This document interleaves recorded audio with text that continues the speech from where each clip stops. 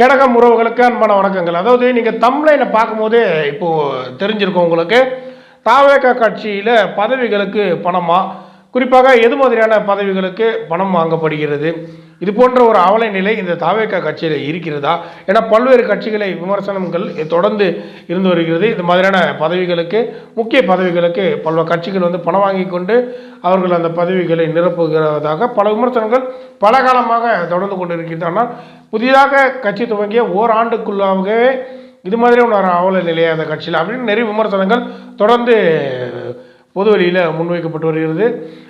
இதற்கெல்லாம் என்ன காரணம், இதில் எது மாதிரியான உண்மைத்தன்மைகள் இருக்குது, குறிப்பாக இதில் அந்த தாவேகா கட்சியுடைய மாநில பொதுச் செயலாளர் என் ஆனந்த் அவர்கள் எது மாதிரியான எச்சரிக்கையை கொடுத்திருக்கார் என்பது குறித்து இந்த காணொலியில் முழுசாக பார்க்கலாம். அதாவது தாவேகா கட்சி துவங்கி கிட்டத்தட்ட வருகின்ற பிப்ரவரி 2 வந்தால் ஓராண்டு நிறைவடைய போகிறது. ஆனால் அந்த கட்சி துவங்கிய ஓராண்டிலே மிகப்பெரிய அளவில் மக்களிடையே கொண்டு போய் அந்த கட்சி சேர்ந்துருக்குன்றத குறித்து கவனிக்கக்கூடியதாக இருக்குது. ஏன்னா பல்வேறு விஷயங்களுக்கு விஜய் அவர்களுடைய அந்த குரல் மக்களுக்கான குரலாக ஒழுது இருந்தது. அந்த வகையில் அண்ணா பல்கலைக்கழகத்தில் அந்த பாலியல் ரீதியாக துன்புறுத்தப்பட்ட அந்த மாணவிக்கு ஆதரவான விஜய் அவர்களுடைய குரல், அதன் தொடர்ந்து நீட் தேர்வுக்கு எதிராக பல காலமாக விஜய் அவர்கள் குரல் கொடுத்து வருகிறார். தற்பொழுது ஆட்சியாளர்களை கேள்வி எழுப்பி விஜய் அவர்கள் அந்த நீட் தேர்வு விவகாரத்தை குறித்து சமீபத்தில் பேசியிருந்து மிகப்பெரிய அளவில் அந்த விஷயம் அரசியல் பெரிய பூதாகாரமாக மாறியது. மீண்டும் நீட் விவகாரம் தலை தூக்க துவங்கியதுன்றதை பார்க்கலாம். தொடர்ந்து விஜய் அவர்கள் டங்ஸ்டன் அந்த சுரங்கத்திற்கு எதிராக அவருடைய வலுவான குரலை அவர் கொடுத்திருந்தார். அதனைத் தொடர்ந்து இப்பொழுது அந்த டங்ஸ்டன் சுரங்கம் அமைக்கப்படாது என்று மக்களுக்கு ஒரு நல்ல தீர்ப்பை மத்திய அரசு கொடுத்துருக்கு. டங்ஸ்டன் ரத்து செய்யப்படுவதாக மத்திய அரசு அறிவிச்சிருக்கு. தொடர்ந்து பல்வேறு கட்டங்களில் விஜய் அவர்களுடைய குரல் பகிரங்கமாக ஒலித்து வர்றதை கவனிக்கலாம். அந்த வகையில் குறித்து கவனிக்கணும்னா, இந்த பரந்தூர் புதிய விமான நிலையத்துக்கு எதிராக விஜய் அவர்கள் நேரடியாக அங்கே போராடக்கூடிய மக்களை சந்தித்து அவர்களுக்கான ஆதரவு குரலை தெரிவித்திருந்தார். இப்போது அதற்கான அந்த பரந்தூர் புதிய விமான நிலையம் எப்படி அமைக்கப்பட போகிறது, எத்தனை ஏக்கர் பரப்பளவில் அமைக்கப்பட போகிறதுன்னு அந்த மக்களுக்கே கிட்டத்தட்ட 900 நாட்களுக்கு பிறகு ஆட்சியாளர்கள் அதற்கான விளக்கங்களை கொடுக்குறாங்க. இப்போ விஜய் அவர்களை சந்தித்து விட்டு வந்த பிறகு அது மிகப்பெரிய அளவில் பூதாகரமான ஒரு விவகாரமாக மாறினது. தொடர்ந்து பரந்தூர் புதிய விமான நிலையத்தை குறித்தும் ஒரு நல்ல செய்தி அந்த மக்களுக்கு கிடைப்பதற்கான வாய்ப்பு இருக்கிறது. இதில் தொடர்ந்து நம்ம கவனிக்கணும், விஜய் அவர்களுடைய அந்த மக்களுக்கான குரலை தொடர்ந்து கவனித்து வரலாம். அந்த வகையில் பார்க்கும்போது விஜய் அவர்கள் அவர்களுடைய கட்சியை எந்த அளவுக்கு பலப்படுத்தியிருக்காரு அப்படின்ற ஒரு கேள்வி மக்களிடையே தொடர்ந்து இருந்து வருகிறது. அந்த வகையில் ஏற்கனவே நம்ம பல காணொலிகள் வெளியிட்டிருந்தோம். விஜய் அவர்கள் புதிதாக இப்போ அவர் கட்சியை துவங்கிய இந்த கட்சியில் வேறு எந்த கட்சியில் இல்லாத அளவிற்கு 19 அணிகளை புதிய அணிகளாக உருவாக்கி இருக்காரு அப்படின்றத சொன்னார். அதன் காரணமாக அந்த விவசாய அணியெலாம் அவர் அந்த கட்சியில் ஒரு அணியாகவே உருவாக்கி இருக்காரு. கொள்கை பரப்புவதற்குன்னு ஒரு அணி உருவாக்கியிருக்கார். தொண்டர் அணி, வழக்கறிஞர் அணி, தொழில்நுட்ப அணி, தகவல் தொழில்நுட்ப அணி, நிறைய அணிகள். அது மக்களுக்கான ஒரு நேரடியாக அந்த மக்களை கொண்டு போய் சேர்வதற்கு, அந்த கட்சியை பிரபலப்படுத்துவதற்கு உறுப்பினர் அணி என்று கூட ஒன்றை விஜய் அவர்கள் உருவாக்கியிருக்காரு. வர்த்தக அணி, வேளாண்மை அணி, நிறைய அணிகளை விஜய் அவர்கள் புதிதாக அவருடைய அந்த கட்சியில் உருவாக்கியிருக்காரு. அதற்கான ஒரு பிரிவுகளை உருவாக்கி அதை செயல்படுத்துவதற்கு அந்த மாவட்ட செயலாளர்களுக்கு அறிவுரைகளையும் விஜய் அவர்களுடைய அறிவுறுத்தல் அடிப்படையில் அந்த மாநில பொதுச் செயலாளர் புசி ஆனந்த் அவர்கள் வெளியிட்டிருந்தார். இந்த நிலையில் விஜய் அவர்களுடைய அந்த கட்சியில் மிகப்பெரிய அளவில் இப்போ ஒரு பெரிய விமர்சனங்கள் தொடர்ந்து வைக்கப்பட்டு வருகிறத குறித்து கவனிக்கலாம். அது என்ன விமர்சனம் என்று நீங்கள் பார்த்தீங்கன்னா தம்ப்லைன் பார்க்கும்போதே உங்களுக்கு அது புரிஞ்சிருக்கும். ஏன்னா விஜய் அவர்களை பொறுத்தவரையில் அந்த கட்சியில் மாவட்ட செயலாளர்களை நியமிக்கக்கூடிய அந்த வேலையில் அந்த மாநில பொதுச் செயலாளர் புசி ஆனந்த் அவர்களுக்கு அந்த அவருடைய கட்டளையில் கொடுத்துருந்தார். விஜய் அவர்களோட அறிவுறுத்தலின்படி இவர் அந்த மாவட்ட செயலாளர்கள் நியமிக்கக்கூடிய பொறுப்பு கொடுத்துருந்தார். அந்த வகையில் தொடர்ந்து பல மாவட்டங்களில் மாவட்ட செயலாளர்கள் நியமிக்கப்பட்டு வருகிறார்கள். அதற்கு அடுத்தது உள்ள பதவிகள் பகுதி, வட்டம், கிளை, அதற்கு கீழே உள்ள பதவிகள் அனைத்தும் வந்து உடனடியாக நிரப்பப்பட வேண்டும் என்பது விஜய் அவர்களுடைய ஒரு அறிவுறுத்தலாக இருக்கிறது. அதன் காரணமாக தினந்தோறும் அந்த பனையூர் அலுவலகத்தில் ஒரு கூட்டம் வந்து நடைபெற்று வருகிறது. தமிழ்நாடு இருக்கக்கூடிய ஒவ்வொரு மாவட்டங்களிலும் ஒவ்வொரு பகுதிகளிலும் தினந்தோறும் ஒரு மாவட்டமும் ஒரு பகுதியும் வந்து அந்த இடத்துல ஒரு கூட்டம் வந்து நடைபெற்று வருகிறது. அதில் பல அந்த ஏற்கனவே மன்றமாக இருந்தது, இப்பொழுது வந்து தளபதி மக்கள் இயக்கமாக மாறிப்படுத்தது, இப்பொழுது தமிழக வெற்றி கழகமாக கட்சியாக உருவாகி இருக்கிறது. ஆரம்ப கட்டத்திலிருந்து யாரெல்லாம் அந்த கட்சிக்காகவும் இயக்கத்திற்காகவும் ரசிகர் மன்றத்துக்காகவும் உழைத்தார்களோ அவர்களுக்கு முன்னுரிமை கொடுத்து பதவிகளை நியமிக்கப்படுகிறது என்றுதான் ஆரம்ப கட்டத்திலிருந்து வெளியான முக்கிய தகவல்கள்.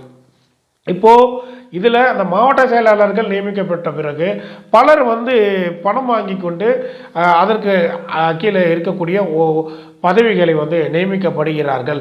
அதற்கான பேச்சுவார்த்தைகளை வந்து தொடர்ந்து அந்த கட்சியில் இருக்கக்கூடிய சில கருப்பாடுகள் அது மாதிரி செய்து கொண்டு இருக்கிறார்கள் என்ற தகவல்கள் நேரடியாக அந்த பனையூரில் நடைபெற்ற கூட்டத்தில் வந்திருக்கு. அப்படி அந்த கூட்டத்தில் ஒரு தகவல் வந்து அந்த மாநில பொதுச் செயலாளர் என் ஆனந்த் அவர்களுக்கு வரும்போது உடனடியாக நேரடியாகவே அந்த தொண்டர்களிடையும் ஒட்டுமொத்த தாவேகா தொண்டர்களுக்கும் ஒரு பகிரங்கமான எச்சரிக்கை வந்து கொடுத்துருக்காரு. தாவேகா கட்சியை பொறுத்தவரையில் பதவிகளுக்கு பணம் பெறுவார்கள் என்றால் அவர்களுடைய அடிப்படை உறுப்பினர் பதவி முதற்கொண்டு அனைத்துமே இருந்து அவர்கள் நீக்கப்படுவார்கள். தாவேகா கட்சியிலிருந்து மொத்தமாக அவர்கள் வந்து வெளியேற்றப்படுவார்கள் என்று பகிரங்கமான ஒரு எச்சரிக்கை வந்து வெளிப்படுத்தியிருக்காரு. குறிப்பாக இது மாதிரியான நடவடிக்கைகளில் யார் ஈடுபட்டு வராங்கன்றத அவரிடம் வந்து நேரடியாக அந்த தொண்டர்களோ இல்லை அந்த நிர்வாகிகளோ அந்த மாவட்ட செயலாளர்களோ யாராக இருந்தாலும் அதை பகுதி நிர்வாகிகளோ யாராக இருந்தாலும் நேரடியாக அவரை தொடர்பு கொண்டு இந்த மாதிரியான ஒரு நிலை இருக்கிறது என்று தெரிவித்தால் உடனடியாக அந்த மாவட்ட செயலாளருடைய அடிப்படை உறுப்பினர் பதவி முதற்கொண்டு அனைத்தும் பறிபோகும் என்ற ஒரு எச்சரிக்கையை கொடுத்திருக்காரு. இந்த விவகாரம் விஜய் அவர்களுடைய காதுக்கு எட்டி இருக்கிறது. உடனடியாக இது குறித்து விஜய் அவர்கள் வந்து கலந்து ஆலோசித்து இருக்கிறார். அப்படி யாராவது இது மாதிரியான செயல்களில் ஈடுபடுவார்கள்னா உடனடியாக அவர்கள் மீது நடவடிக்கை எடுக்க வேண்டும் என மாநில பொதுச் செயலாளர் என் ஆனந்த் அவர்களுக்கு விஜய் அவர்கள் வந்து ஒரு அறிவுறுத்தலும் கொடுத்திருக்காரு. இந்த வகையில் இப்பொழுது பல கட்சிகளில் இது மாதிரியான விமர்சனங்கள் தொடர்ந்து இருந்து வருகிறது. ஆனால் தாவேகா கட்சியை பொறுத்தவரையில் உழைத்தவர்களுக்கு முன்னுரிமை கொடுக்குறாங்கன்றது நம்ம ஏற்கனவே ஒரு காணொலியும் வந்து வெளியிட்டிருந்தோம். அதன் அடிப்படையில் நம்ம உள்ள விசாரிக்கும் போது எது மாதிரியான நிலைகள் இருக்கிறது என்று தேடி அவர் வந்து கண்டுபிடித்து ஆரம்ப கட்டத்தில் ரசிகர் மன்றமாக இருந்து தளபதி மக்கள் இயக்கமாக மாறி தமிழக வெற்றி கழகமாக உருவாகும் வரைக்கும் யாரெல்லாம் உழைத்தார்களோ அவர்களுக்கு முன்னுரிமை இதுவரை கொடுக்கப்பட்டு வருகிறது. இப்பொழுது நமக்கு தகவலாக சொல்லியிருக்காங்க. அப்படி ஒருவேளை யாராவது தவறு செய்யும் பட்சத்தில் அவர்கள் மீது உடனடியாக கட்சி நடவடிக்கை எடுக்கும்னு அவர் வந்து தெரிவிச்சிருக்காரு. அந்த வகையில் பார்க்கும்போது தொடர்ந்து விஜய் அவர்கள் அவருடைய அந்த கட்சியை இராணுவ கட்டுப்பாட்டுடன் வைத்திருக்கிறார் அப்படின்றது அந்த கட்டுக்கோப்போடு அவர் வந்து வைத்திருக்கிறார்ன்றதை கவனிக்கலாம். தொடர்ந்து தினந்தோறும் அவர்களுடைய அந்த பனையூர் தலைமை அலுவலகத்தில் பல மாவட்டங்களை சேர்ந்தவர்கள் பகுதியை சேர்ந்தவர்களுடைய அந்த கலந்தாய்வு கூட்டங்கள் நடைபெற்று வருகிறது. இந்த கூட்டங்களில் பல்வேறு கட்சியுடைய வளர்ச்சி குறித்து விவாதிக்கப்பட்டு வருகிறது. அதன் அடிப்படையில் விஜய் அவர்களுடைய அடுத்தடுத்த அதிரடிகள் வந்து தமிழகத்தில் மிகப்பெரிய அளவில் பரபரப்பை ஏற்படுத்தக்கூடிய அளவில் அந்த அரசியல் நகர்வுகள் இருப்பதை எதிர்பார்க்கலாம்.